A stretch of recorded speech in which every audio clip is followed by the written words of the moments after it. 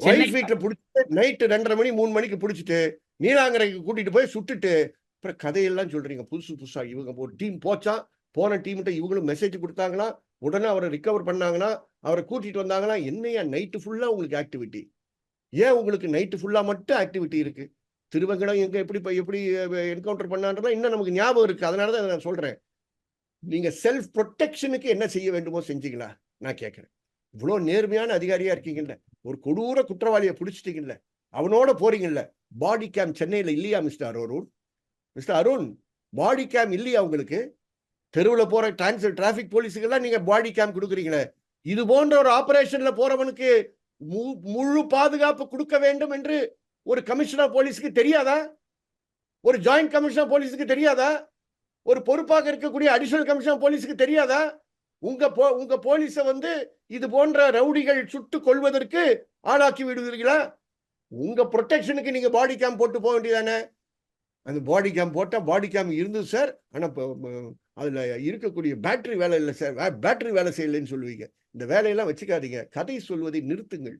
உங்க பிஎன்எஸ் சொல்லுது நீங்க பாதுகாப்பிற்காக அக்யூஸ்டு நொட்டோரியஸ் அக்யூஸ்டா இருந்தா கண்டிப்பா நீங்க ஹேண்ட்கஃப் பயன்படுத்தலாம். ஏன் பயன்படுத்தவில்லை என்று அருண் தைரியமாக இருந்தா ஓபனா பேச முடியுமா? Don't do this, don't say lies. இதனாலதான் நான் சொல்றேன், இது போன்ற மோதல் சாவுகள் என்ற வாதம் தவறான வாதம். நீங்க முறையான இன்வெஸ்டிகேஷன், முறையான ப்ராசிக்யூஷன், சூப்பர்விஷன் ஆஃப் ப்ராசிக்யூஷன், எஸ்பிஸ் சிஓபிஸ் எல்லாம் ட்ரையல் நடக்கக்கூடிய நீதிமன்றத்துக்கு சென்று அமருங்கள். உங்க போலீஸுடைய குவாலிட்டியை பாருங்க.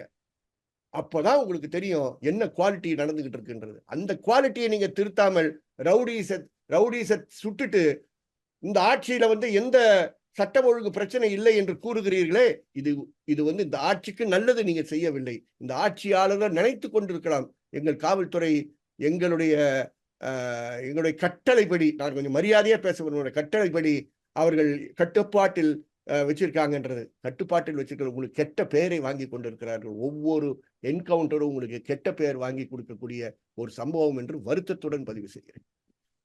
நீங்க சொன்ன மாதிரி ரவுடிகளுக்கு புரியும் மொழியில சொல்லித் தரப்படும் அப்படின்னு சொல்லிட்டு சென்னை காவல் ஆணையரா பொறுப்பேற்ற பிறகு அருண் சொன்னாரு.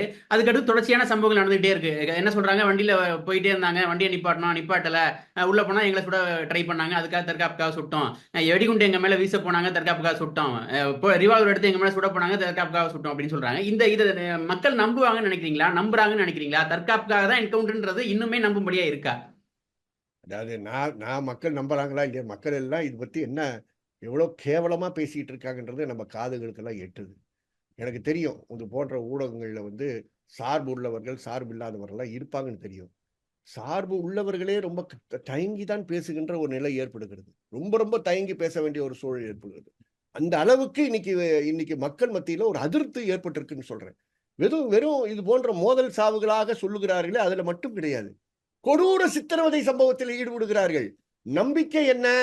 இந்த ஆட்சியில் இருக்கக்கூடிய டிஜிபி, அவருக்கு அடியில இருக்கக்கூடிய ஏடிஜிபி லா அண்ட் ஆர்டர் போன்றவர்கள் எங்களை பாதுகாப்பார்கள் என்ற எங்களுக்கு உத்தரவாதம் கிடைத்து விட்டது. பார்த்துட்டாங்கல்ல, தூத்துக்குடி கேஸ்ல பார்த்துட்டாங்கல்ல. திமுக 2019 தேர்தலில் என்ன வாக்குறுதி கொடுத்தார்கள் பாராளுமன்ற தூத்துக்குடி தொகுதியில எல்லாருக்கும் தெரியும்.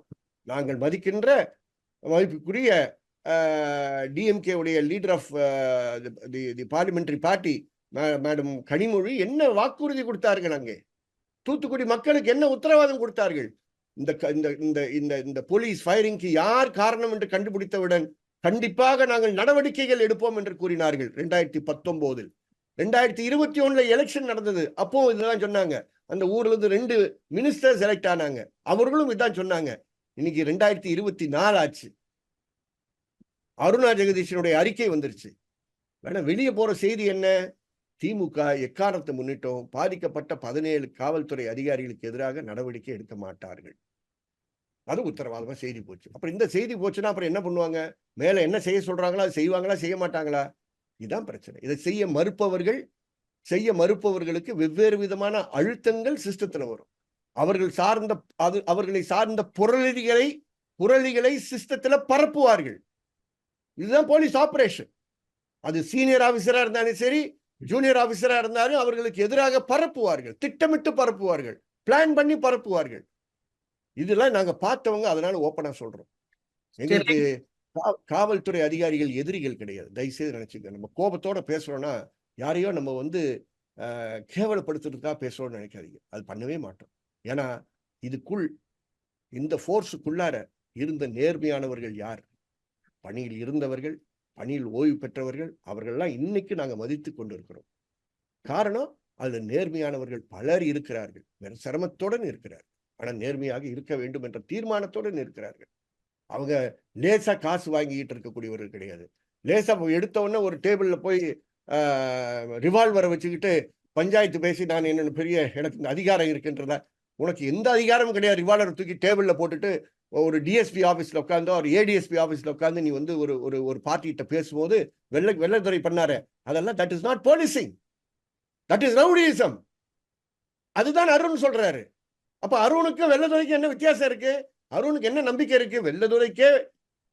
வெள்ளத்துறைக்கே ரிட்டையர்மெண்ட் அன்னைக்கு போடப்பட்ட 3 நாளைக்கு முன்னாடி போட்ட சஸ்பென்ஷன் வித்ட்ரா பண்ணிடுவாங்கன்னா நமக்கு பாதுகாப்புக்கு ஆட்கள் இருக்காங்க, கவலைப்பட வேண்டாம், இந்த ஆட்சி நீடிக்கும், அதனால இந்த ஆட்சி எங்கேயாவது எனக்கு ஒரு ப்ரொமோஷன் கொடுக்கும் என்ற எண்ணத்துடன் நடக்கின்ற செயல்கள் தான் இது என்பதை நான் குறிப்பிட்டு கூற விரும்புகிறேன். நான் கேட்கிறேன், ஒரு ஒரு ஒரு ஒரு ஐஏஎஸ் ஆபீசர், ஒரு ஹோம் செக்ரட்டரி, ஒரு ஏடிஎஸ்பி உடைய இறுதி காலகட்டத்தில் இத்தனை சம்பவங்கள் நடந்திருக்கு. அவரே கிராஸ் எக்ஸாமினேஷன் சொல்றாங்க, நான் 10 என்கவுண்டர் பண்ணியிருக்கேன்றாரு. கிராஸ் எக்ஸாமினேஷன் ஆரம்பிக்கும் போது 4ன்னு சொல்றாரு. கிராஸ் எக்ஸாமினேஷன் 2வது நாள் முடிக்கும் போது மறுபடியும் 7ங்கன்ற கேட்கும் போது 10ன்றாரு. அதை பெருமையுடன் சொல்லுகின்ற ஒரு காவல்துறை அதிகாரி இருக்கிறார் என்றால் அவரை சஸ்பெண்ட் பண்றாங்க. ஒரு பொறுப்புடன் இருக்கக்கூடிய உங்களுக்கு அந்த ஐஏஎஸ் ஆபீசர் தேவைப்பட்டுச்சு. பல்வீர் சிங் சமாச்சாரத்துல உங்களுக்கு ஒரு உண்மை தமிழக மக்கள் மத்தியில் ஒரு கொந்தளிப்பு வந்துடக்கூடாது என்ற காரணத்திற்காக இந்த நல்ல ஆபீசர்ஸ் தேவைப்படுகிறார்கள் உங்களுக்கு. அப்போ உங்களுக்கு அமுதா ஐஏஎஸ் தேவைப்படுது. ஆனா நீங்க வெள்ளத்துறையை பாதுகாக்க வேண்டும் என்ற நேரத்தில் அமுதா ஐஏஎஸ் தேவைப்படல. அமுதா ஐஏஎஸ் சஸ்பென்ஷனை விட்ரா பண்ண சொல்லிட்டு அமுதா ஐஏஎஸ் ஹோம் செக்ரட்டரி போஸ்ட்ல இருந்து தூக்கி இன்னொரு துறைக்கு போடுகின்ற அளவிற்கு தகுதியற்ற செயலில் ஈடுபடுகின்ற ஆட்சி இந்த ஆட்சி என்பதை நான் பேசுகிறேன். அமுதா வந்து நான் மதிக்கக்கூடிய அதிகாரி, அவ்வளவுதான். ஆனா அது வேற வழி இல்லாம அவங்க பேரை பயன்படுத்தணும். காரணம், நீங்கள் அதை தவறாக நீங்கள் பயன்படுத்தினீர்கள். நான் கேட்கிறேன், அமுதா ஐஏஎஸ் நீங்க தூக்குனீங்கல்ல, அமுதா ஐஏஎஸ் கொண்டு வந்த அறிக்கையை ஏன் நீங்கள் பகிரங்கமாக பப்ளிக்ல மீடியாக்கு நீங்க கொடுக்க தயங்குறீங்க? பதில் சொல்லுங்களேன் பாப்போம்.